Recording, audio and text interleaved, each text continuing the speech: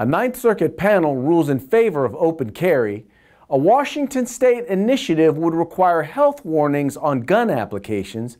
And a recent study reveals more people use firearms for self-defense than die in car accidents.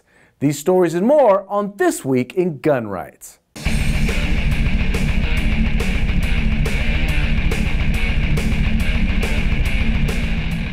Our lead story this week is a Ninth Circuit panel's ruling that the right to keep and bear arms applies both inside and outside the home. Come on, don't bullshit me. I almost had to rub my eyes to make sure that I wasn't dreaming when I read this one. Because as we all know, the Ninth Circuit Court of Schlemiels is about as anti-gun as it gets. And yet, they just reaffirmed the right to openly possess a firearm in public.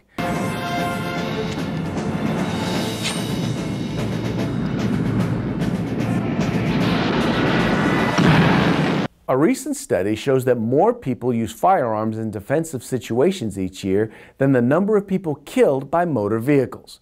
According to the Department of Justice data, more than 67,000 gun owners avoid becoming victims each year thanks to firearms, while almost 40,000 people each year die in car accidents. Man, somebody really should get to banning those assault SUVs, or at least make them featureless.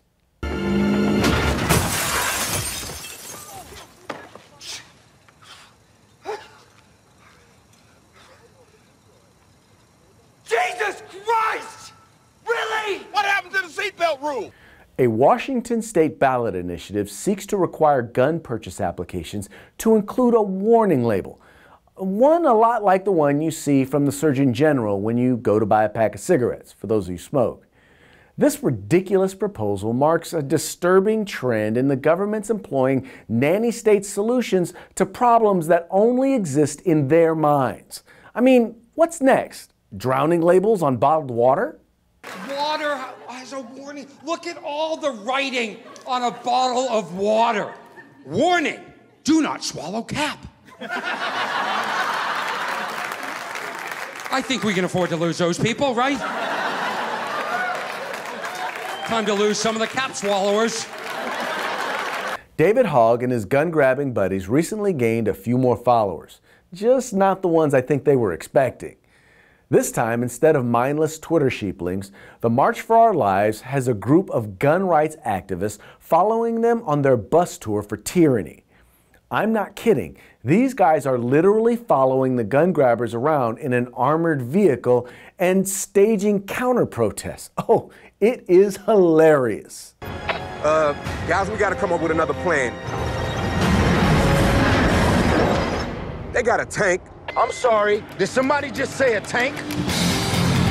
It's only been a week since Defense Distributed won its lawsuit over the right to distribute gun blueprints on the internet. And yet, gun grabbers are already in full panic mode. Remain calm! All is well! This time, they're banding together to try and block the Trump administration from allowing Americans to download 3D blueprints of guns online. That shit is not going to happen. Finally, Vermonters seem poised to show Republican Governor Phil Scott the door. Once among one of the nation's most popular governors, Scott recently suffered a humiliating 38-point drop in his approval rating. Oh, look at me. I'm making people happy. I'm the magical man from Happy Land in a gumdrop house on Lollipop Lane. According to Morning Consultant, which conducted the poll, Scott experienced the worst quarterly drop in approval rating since they began tracking it in 2016. And the cause? Signing gun control bills. That's right, analysts are blaming Scott's tanking on his approval rating on his decision to push gun control. Let that be a lesson to you anti-gun governors. Betray the Second Amendment and you just might go down like the Titanic.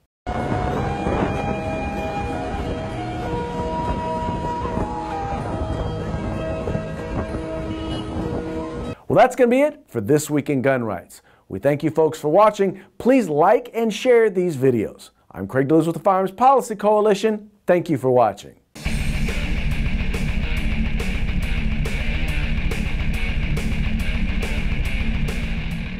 If you like our videos, follow, subscribe, like, and share.